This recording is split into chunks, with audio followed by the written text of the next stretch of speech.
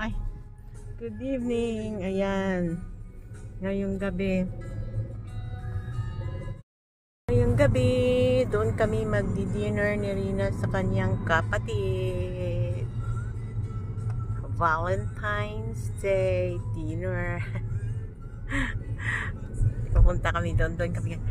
Doon kami maghahaponan. Ayan, on the way kami. Malapit lang naman yung kapatid ni Rina sa kanya. Siguro mga 5-6 minutes drive. So, uwitin kami mamaya ng tapos dinner. Ayan, tahimik kasi Friday ngayon, hindi masyadong maraming sasakyan. Alam niyo na, pag Friday, yung mga religious ay sa bahay lang, bawal silang magdala ng sasakyan, bawal sila ng mag-drive. Kaya medyo tahimik ang Erev ngayon. Ngayon is 7 o'clock in the evening. Usually ganitong oras pag ordinary days ay medyo maraming sasakyan dahil syempre gabi, labasan sa trabaho, uwian. Yan. Ito yung way papunta sa kapatid ni Rinan. Ayan, malapit na kami. Ayan na oh. Ipakita ko sa inyo ang nandito na. Nandito na. Yung itong compound ng kapatid ni Rina, nandito yung tatlo niyang anak. Isang compound lang sila. Ganun kalaki ang kanilang house lot. Ayan, nandito na kami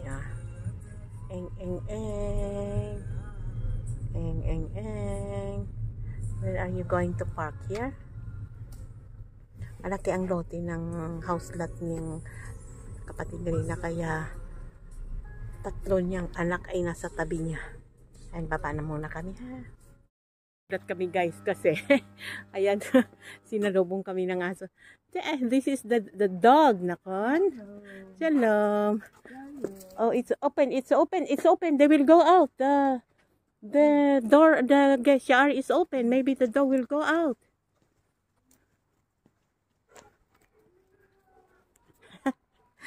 Nagulat kami kasi yung pintuan nila automatic pala. Mag-ano pa akong magbukas, biglang nagbukas yung malaking gate nila.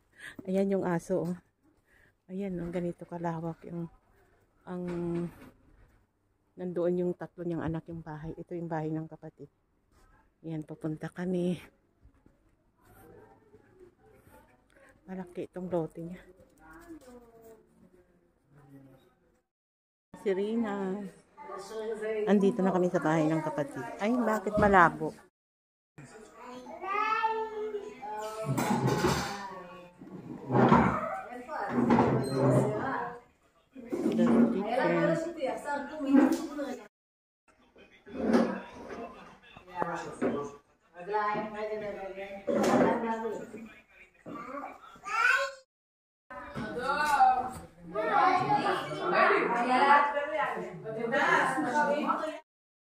Na kami, tapos na yung Valentine's date namin ni Rina. Are you full, Rina? Full? What? Are you full? Full? I'm full, yes. Gaman eh. I'm Also me. full, I want to kaki. Pipi. Busog kami. Pero ngayon, Tisha B'Av, for the trees, what is it?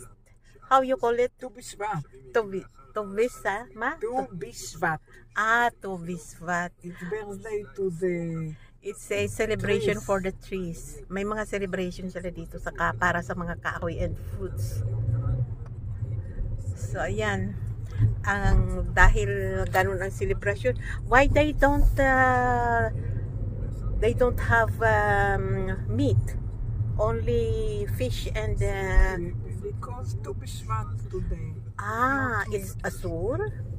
Not meat. Dahil sa celebration, hindi sila naghanda ng mga meat or chicken. Wala. Ano lang, isda lang at mga fruits and vegetables, mga vegetable salad. Bread, yun lang. Pero the pizza, the gvina is Was very good. yeah, it's very good. Pastida. Pastida can. Also the pastida patata is also very good. So yun guys, basta doon sa kapatid ni Rina kami pumunta kumain. Enjoy ako. Ayan, pauwi na kami. It's 9 o'clock ng gabi. So yeah. So thank you for the support.